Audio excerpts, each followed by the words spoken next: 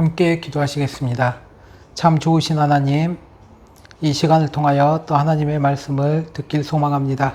저에게 들을 길을 허락하여 주시고 들 마음을 허락하여 주시옵소서. 하나님의 말씀이 저희 삶 가운데 정말 검과 같이 능력 있는 말씀 되게 하여 주시고 그 말씀대로 순종하며 살아갈 수 있도록 은혜 베풀어 주시옵소서. 귀한 시간 허락하여 주심을 감사하며 이 모든 말씀 살아계신 예수 그리스도 이름으로 기도합니다. 아멘. 다른 사람들과 아무런 갈등이나 분쟁 없이 살아가는 것은 거의 불가능합니다. 심지어 사랑하는 가족이라 할지라도 남편과 아내, 또 부모님과 자녀, 다른 형제 자매들, 또 친구들과 항상 갈등이 있습니다. 그렇다면 교회 안에서 신앙인들 간에 갈등이 없겠습니까? 크리스천들 사이에도 갈등이 있습니다. 빌립보서 4장 3절 말씀을 보면 바울과 함께 복음을 위해 힘써온 요디아와 수두계 사이에서도 갈등과 분쟁이 있었습니다. 왜 믿음이 좋은 사람들 사이에서도 이렇게 갈등과 분쟁이 있을 수밖에 없을까요? 그 답을 우리는 야고보서 4장 1절부터 3절 말씀을 통해 찾을 수 있습니다. 그 말씀을 보면 너희 중에 싸움이 어디서부터 다툼이 어디로부터 나느냐? 너희 지체 중에서 싸우는 정욕으로부터 나는 것이 아니냐? 너희는 욕심을 내어도 얻지 못하여 살인하며 시기하여도 능히 취하지 못함으로 다투고 싸우는도다. 너희가 얻지 못함은 구하지 아니하기 때문이요 구하여도 받지 못함은 정욕으로 쓰려고 잘못 구하기 때문이라. 결국 다툼과 갈등의 원인이 바로 나 자신에게 있음을 말하고 있는 것입니다. 그렇기 때문에 예수님께서는 다른 사람의 티끌만한 잘못을 제거하려기보다 자기 자신의 잘못을 먼저 돌아봐야 한다고 말씀하고 계신 것입니다. 많은 사람들이 교회를 떠나거나 교회를 옮기는 이유 중 하나가 그 관계 때문입니다. 그렇기 때문에 사도 바울은 빌립보 교회에서 서로 좋은 관계를 가질 수 있도록 몇 가지 원칙을 제시합니다. 그것은 겸손한 마음으로 각각 자기보다 남을 더 낮게 여기고 또 다른 사람의 일을 돌보는 마음이 이 화목한 관계의 핵심이자 연합의 핵심이 되는 것입니다. 그럼 우리가 어떻게 이렇게 연합의 마음으로 살아갈 수 있을까요? 오늘 본문 말씀을 통해 그 해답을 찾아가길 소망합니다. 첫 번째로 우리는 어떤 갈등에서도 그리스도 예수와 나 자신과의 관계를 바라볼 필요가 있습니다. 어떤 일이든지 어떤 상황에서든지 주님의 사랑으로 우리는 동기부여를 받고 있는가 생각해 보아야 합니다. 우리가 자아를 십자가에 못 박도록 동기부여할 수 있는 유일한 힘은 예수 그리스도 안에서의 하나님의 큰 사랑입니다. 성도님들께서는 하나님의 사랑을 경험해 본 적이 있으십니까? 만약 이 질문에 대해 답을 하는데 어려움이 있다면 오늘 본문 말씀을 살펴보시길 바랍니다. 그래서 사도 바울은 빌립보서 2장 1절에서 if절로 그리스도의 사랑에 대한 경험을 생각해 보아야 한다고 호소하고 있는 것입니다. 사실 각절이 if절로 시작하지만 이 if는 의심되는 거나 불확실성의 단어가 아닙니다. 원문에서는 오히려 since로 번역되는 것이 더욱 올바른 번역이라 말할 수 있는 것입니다.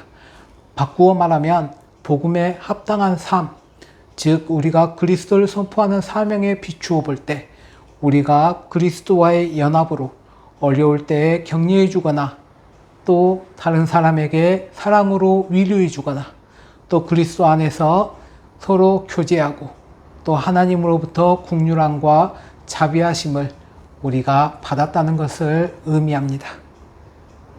우리는 이미 이런 경험들을 해본 적이 있을 것입니다. 우리가 모든 그리스도인들이 그러하듯 그리스도께서 우리에게 주신 그 사랑을 누리고 있다면 우리는 어떠한 갈등에서도 기쁨으로 또 사랑으로 우리의 삶을 채울 수 있을 것입니다. 그 첫 번째로 그리스도의 권면은 도와주기 위해 함께 불러온 사람을 의미합니다. 그래서 요한복음 14장 16절에 보면 내가 아버지께 구하겠으니 그가 또 다른 보혜사를 너희에게 주사 영원토록 너희와 함께 있게 하리니 라고 기록하고 있습니다. 예수님께서 그것을 보혜사로 성령님의 이름으로 사용하신 것입니다. 때로는 권유의 의미도 있을 수 있지만 우리는 격려의 의미로 보는 것이 더 올바를 것 같습니다. 때때로 우리는 모든 것을 시도해 봤을 때 아무것도 효과가 없고 아무런 위로가 되지 않는 것처럼 느껴질 때 그것은 큰 낙담의 원인이 됩니다. 그럴 때 예수 그리스도와의 연합, 우리를 떠나지 아니하시거나 우리를 버리지 아니하시는 그 예수 그리스도, 그분을 생각하고 그분의 그 약속이 우리의 소망의 원천이 됩니다. 내가 화해를 하려고 시도해도 상대방이 반응하지 않더라도 그 상황에서 예수님처럼 살아가는 데 필요한 힘을 그리스도를 통해 우리는 공급받을 수 있으며 그를 의지할 수 있습니다. 그리스도께서 주는 격려가 우리가 그를 기쁘게 하기 위해 살아가도록 동기부여를 해주는 것입니다. 두 번째, 그리스도 안에서 사랑의 위로입니다. 위로는 슬픔에 빠진 누군가를 위로하는 데 사용됩니다. 관계가 껄끄러울 때 사람들은 종종 슬픔이나 상실감을 느낍니다. 예수님께 기댈 때 그분의 사랑을 통해 우리는 위로를 얻을 수 있습니다. 내가 반항적이고 그럴 자격이 없지만 그가 나를 사랑했기 때문에 비록 다른 사람이 자격이 없다 할지라도 주님께서 나를 사랑하셨던 것처럼 우리도 다른 사람에게 사랑을 베풀 수 있는 것입니다. 하나님께서는 우리가 죄를 지었을 때에도 우리를 포기하거나 버리지 아니하셨습니다. 하나님은 아담과 하와가 하나님의 말씀에 불순종하여 에덴 동산에서 쫓아내셨지만 그들을 포기하지 아니하시고 그들에게 예수 그리스도를 통해 회복을 허락해 주셨습니다. 그래서 우리는 그의 사랑이 다른 사람에게 흘러갈 수 있도록 통로가 되어야 합니다. 비록 그들이 우리를 불쾌하게 한다 해도 말입니다. 세 번째로는 성령의 교제입니다. 성령은 모든 신자들에게 스며들며 우리를 하나님과 또 하나님을 사랑하는 모든 사람들과 교제하도록 도와줍니다. 우리가 그리스도를 믿는 순간 성령님은 우리로 그리스도의 한 몸으로 연합하게 하셨습니다. 그러나 이 성령의 교제는 항상 양방향입니다. 그것은 하나님을 향하는 것과 또 다른 그리스도인을 향하는 것입니다. 요한은 우리가 하나님을 사랑한다고 고백하고 다른 사람을 사랑하지 않는다면 그 고백은 거짓이라고 말하고 있습니다. 많은 사람들과 갈등에서도 상대방을 사랑하며 잘 지낼 수 있도록 우리는 성령님을 의지해야 합니다. 그리고 그리스도 안에서 긍휼과 자비입니다. 이 긍휼과 자비는 둘 다 하나님의 사랑에 있는 감정적인 요소들입니다. 예수님은 군중을 바라보시며 느끼신 감정적 요소가 이 긍휼과 자비입니다. 마태복음 9장 36절 말씀에 보면 무리를 보시고 불쌍히 여기시니 이는 그들이 목자 없는 양과 같이 고생하며 기진함이라 라고 하셨습니다. 우리는 하나님으로부터 긍휼과 자비를 받았습니다. 그래서 이제는 그 긍휼과 자비를 다른 사람에게도 보여주어야 합니다. 이 네 가지 요소들은 인간 상호 간에 적용하는데 중요한 원리이자 우리가 그리스도 안에 있다는 증거가 되는 것입니다. 그래서 성도님들은 이 원리를 삶과 교회 생활의 지침으로 삼아 교회의 덕을 세우며 다른 사람들과 아름다운 인간관계를 맺을 수 있도록 해야 하는 것입니다. 그래서 우리는 모든 관계적 갈등이나 문제라 할지라도 그것을 통해 그리스도에 대해 더 많이 알 수 있습니다. 누군가 나를 모욕적으로 대했습니까? 예수는 모욕적인 대우를 받았지만 여전히 그들을 사랑하셨습니다. 그들이 내 감정을 상하게 했습니까? 예수님은 그런 대접을 알고 계셨습니다. 내 친구들이 내가 어려울 때 나를 버렸습니까? 제자들은 예수님의 재판과 십자가형을 보고 예수님을 버렸습니다. 혹시 친한 친구가 나를 배신하였습니까? 예수님께서는 유다에게 배신당하셨습니다. 혹은 가족 구성원이나 교회에서 학대받거나 차별당하거나 배신을 당했다고 느낀 적이 있으십니까? 그러나 예수께 가까이 나아가 십자가에서 죽으신 주님의 사랑의 마음으로 그들을 바라보시길 바랍니다. 어떤 관계적 갈등에서든 먼저 자신과 그리스도의 관계를 바라보며 내가 그의 위대한 사랑에 동기부여를 받고 있는가 질문해 보시길 바랍니다. 두 번째로 어떤 분중에서도 나의 태도를 살펴보아야 합니다. 나는 그리스도 안에서 그리스도와 연합하고 있는가? 아니면 나만의 길을 추구하고 있진 않는가 생각해 보시길 바랍니다.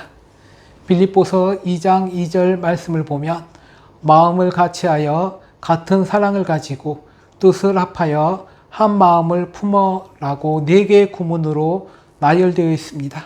그런데 헬라어 원문에 보면 하나님의 동사 구문인 마음을 같이하여와 그것을 수식하는 2개의 분사 구문 같은 사랑을 가지고 한 마음을 품어와 하나님의 형용사 뜻을 합하여로 이루어져 있습니다.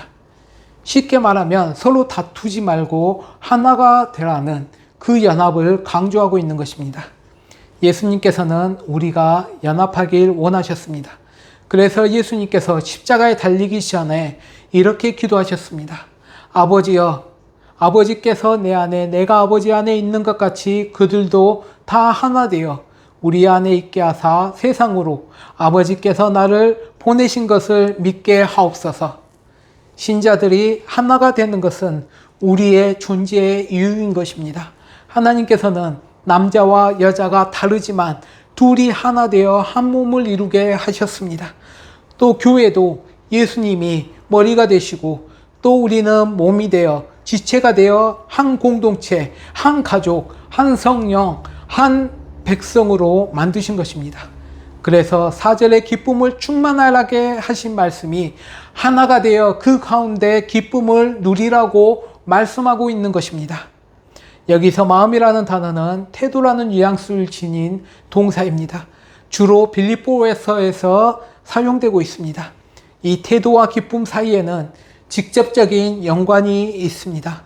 이것은 그리스도의 복음에 집중하는 삶의 태도를 가지면 우리는 어떤 상황에서도 유혹되거나 미혹되지 않고 반드시 바로 서서 기쁨을 누릴 수 있다는 것입니다. 그래서 이 태도는 조화로운 관계 사이에도 깊은 연관이 있는 것입니다. 우리는 가끔 좋은 관계가 우연히 일어난다고 착각할 수 있지만 이 화목한 관계는 행운이나 자연스럽게 찾아오는 것이 결코 아닙니다. 이 조화는 그들의 연합을 이루고자 하는 마음가짐에서 오는 것입니다. 이러한 태도를 4가지 측면에서 우리는 살펴볼 수 있습니다. 먼저 같은 마음을 갖는 것입니다. 이것은 말 그대로 우리가 같은 생각을 하는 것입니다. 바울은 우리 모두가 모든 문제를 똑같이 보아야 한다고 말하고 있지 않습니다. 또한 그는 우리와 같은 마음은 본질적으로 진실에 기반되어 있어야 한다고 말하고 있습니다. 빌립보서 1장 27절에서 보았듯이 우리의 조화로운 연합을 위해서는 우리가 복음 위에 굳건히 서야 합니다. 오히려 그는 우리가 서로 가장 높은 선을 추구하기 위해 그리스도의 사랑의 마음을 갖추어야 한다고 말하고 있는 것입니다. 우리가 가진 것, 그 그리스도의 마음이 그의 말씀으로 우리를 한 곳을 향해 갈 수 있도록 해줍니다. 신자들이 성경에 대한 이해가 커지고 또 하나님의 말씀에 대해 더욱더 이해할 때 어떤 문제에 접근하는 공동적인 방법을 공유할 수 있는 것입니다. 그러나 하나님의 길은 우리가 하나님을 기쁘게 하고 다른 사람을 사랑하려고 할 때 자기 자신을 부정하는 것을 가르칩니다. 그래서 두 사람이 이 같은 마음을 갖고 있다면 갈등을 헤쳐나갈 수 있을 것입니다. 두 번째로 바울이 빌립보서 2장 5절에서 8절 말씀을 통해 설명하였듯이 예수 그리스도의 성육신과 그의 죽음에서 드러나는 동일한 사랑, 즉 다른 사람을 위해 자신의 권리를 양보하는 그 사랑이 같은 사랑을 의미합니다. 그리스도인들은 모든 관계에서 그 사랑을 염두에 두어야 합니다. 인간관계에서 수많은 갈등의 원인은 자기 자신이 더욱 드러나고 더욱 편안해지고 더욱 존중받고 싶기 때문입니다. 자신의 편의와 자아를 내려놓는 마음이 있다면 우리는 갈등을 헤쳐나갈 수 있을 것입니다. 세 번째, 뜻을 합하여야 한다고 말하고 있습니다. 이것은 말 그대로 성령 안에서 하나됨을 의미합니다. 진정한 연합은 조직적이거나 외적인 것이 결코 아닙니다. 그것은 마음의 문제입니다. 이것은 자동적으로나 혹은 감정적인 문제가 결코 아닙니다. 특별한 마음에 들지 않거나 모든 것에 동의하지 않는다 하더라도 나는 의도적으로 그리스도를 진정으로 아는 사람들과 하나 되는 것을 마음의 우선순위로 두어야 한다는 것입니다. 그것은 나의 유익이나 감정이 우선되는 것이 아니라 먼저 하나님의 나라와 그 의를 구하는 것입니다. 그러면 우리는 그리스도 안에서 그 뜻을 합할 수 있는 것입니다. 한 마음을 품는 것은 복음의 믿음을 말합니다. 우리에게 복음을 향한 마음이 있다면 다른 사람들과 잘 지내는 마음도 가질 수 있습니다. 그러므로 어떤 갈등에서도 나는 스스로에게 나의 초점은 행복과 나 자신을 기쁘게 하는 일인가 아니면 나의 삶의 목표가 그리스도를 높이는 일에 있는가 라고 질문해야 할 것입니다. 서로가 진리의 말씀을 기리고 서로의 가장 높은 선을 위해 살아가면서 그리스도께 영광 돌리려고 살아간다면 우리는 그 갈등을 해결할 수 있는 힘을 얻게 될 것입니다. 이렇게 사도 바울이 유사한 의미를 가진 그 말들을 4차례나 반복함으로써 그리스도를 중심으로 하나가 될 것을 강조하고 있는 것입니다. 어떤 분쟁이 있었는지 나는 먼저 그리스도와의 관계를 주목해야 합니다. 그래서 가정에서 하나 되는 것은 남편을 중심으로 혹은 아내를 중심으로 자녀를 중심으로 돈을 중심으로 하나가 되는 것이 결코 아닙니다. 우리를 위해 십자가에 돌아가신 죽기까지 모든 것을 내어놓아 주신 우리를 구원해 주신 예수님을 중심으로 사랑해야 하는 것입니다. 교회도 마찬가지입니다. 교회가 사역자인 저 중심으로 혹은 장로님을 중심으로 혹은 다른 권사님들 중심으로 혹은 열심히 섬기는 집사님들을 중심으로 하나 되는 것이 결코 아닙니다. 우리는 교회의 머리 대신 예수 그리스도를 중심으로 하나가 되어야 하는 것입니다. 세 번째, 어떤 갈등에서도 우리의 삶의 태도를 살펴보아야 합니다. 내가 이기적이고 자만심이 많지는 않은가 혹은 겸손한가 나의 태도를 살펴보아야 합니다. 빌립보 교회에서는 남을 나보다 낮게 여기는데 방해하는 것이 2가지가 있었습니다. 그 첫 번째는 다툼이었습니다. 그 다툼의 원어적인 의미를 보면 자신을 내세우고자 하는 욕구, 어떤 천박한 이기주의, 이기적인 야망을 나타내는 말입니다. 이것은 빌립보서 1장 17절에 나타난 성령의 교제와 반대되는 말인 것입니다. 성경은 자신을 내세우고자 하는 교만과 이기심으로 하나님과의 관계가 깨졌다고 분명히 말하고 있습니다. 그리고 사단은 끊임없이 자신을 내세우고자 하는 교만과 이기심으로 당파를 만들게 하고 분쟁을 일으켜 교회를 분열시켰습니다. 그래서 우리는 이기심을 내려놓지 않으면 분열은 멈추지 않습니다. 그리고 두 번째로는 허영입니다. 이 허영의 원어적인 의미를 보면 어떤 공허한 견해, 잘못된 생각이라는 의미가 있습니다. 이 자만심과 망상에 사로잡혀 하나님의 영광이 아니라 헛된 영광, 쉽게 말해 자기 자신의 영광을 구하는 것입니다. 이렇게 자신의 영광을 구하면 교회는 하나 될 수 없습니다.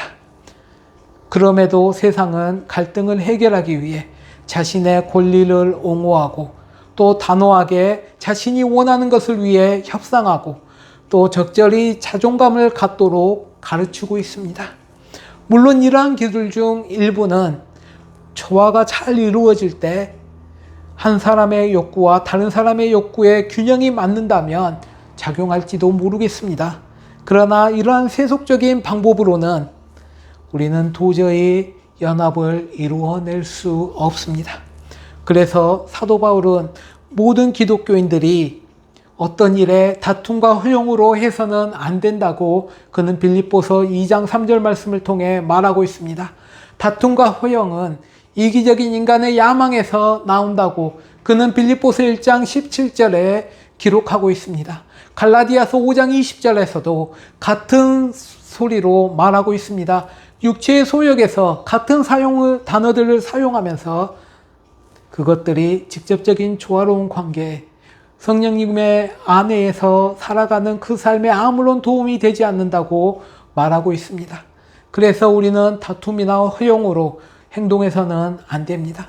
그 대신 겸손한 마음으로 자신보다 다른 사람을 더욱더 중요하게 여겨야 하는 것입니다.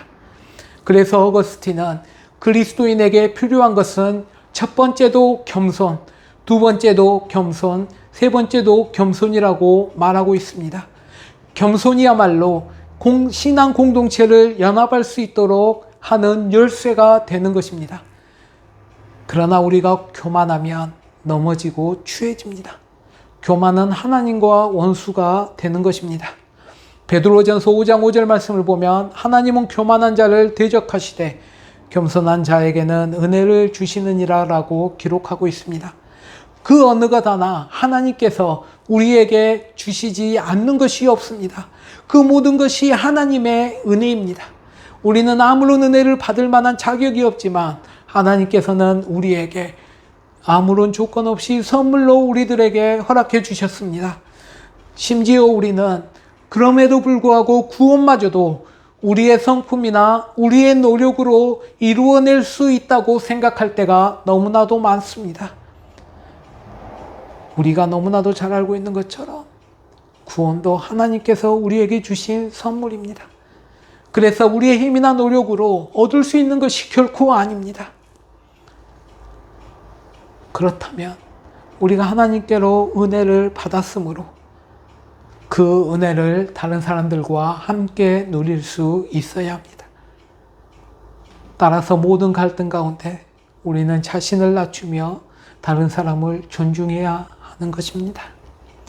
그리고 네 번째로 어떤 갈등에서도 타인에 대한 내 자신의 견해를 살펴보아야 합니다. 내가 그들의 이익을 내 이익보다 우선시 생각하는가 하는 것을 생각해야 합니다. 여기서 연합의 또 다른 열쇠를 찾을 수 있습니다. 우리가 연합을 위해서 다른 사람의 일에 관심을 가지고 그들을 돌보아야 한다는 것입니다. 그것은 우리가 타인의 이익을 생각할 때 타인의 관점을 인정하고 타인의 주장에도 귀를 기울여 하나가 될 수 있다는 것을 의미합니다. 만약 우리가 나의 목표, 나의 이익만 생각한다면 돈이 인생의 목표가 될 수밖에 없고 우리는 세상의 노예가 될 수밖에 없습니다. 바울이 강조하는 하나의 삶을 살기 위해서는 자기 자신의 그 관심의 범위를 제한시켜서는 결코 안 될 것입니다. 하나된 삶을 살기 위해 자신의 일에도 충실하면서도 한 걸음 더 나아가 모든 사람의 일이나 형편을 돌보아야 합니다. 하나님은 갈라디아서 6장 2절 말씀을 통해 너희가 서로 짐을 지라 그리하여 그리스도의 법을 성취하라고 말씀해 주셨습니다. 나 혼자가 아닌 우리인 것입니다. 다른 사람을 내 몸과 같이 여기고 돌볼 때 우리는 참된 연합을 이룰 수 있을 것입니다. 예수님께서도 이 일을 위해 이 땅에 오셨습니다.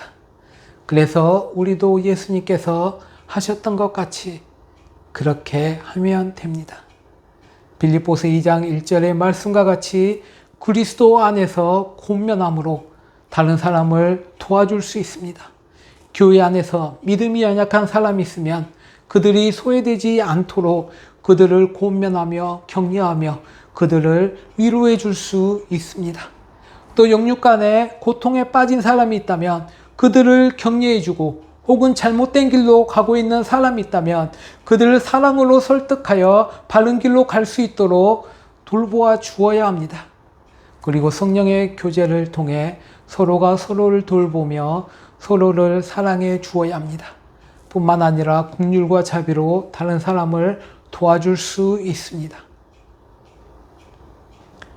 긍휼과 자비를 통해 다른 사람을 용서하고 그들의 필요를 제공할 수도 있는 것입니다. 우리가 그렇게 한다면 교회는 하나가 되고 불신자들도 세상 사람들과 다른 신앙인의 모습을 볼 수 있게 될 것입니다.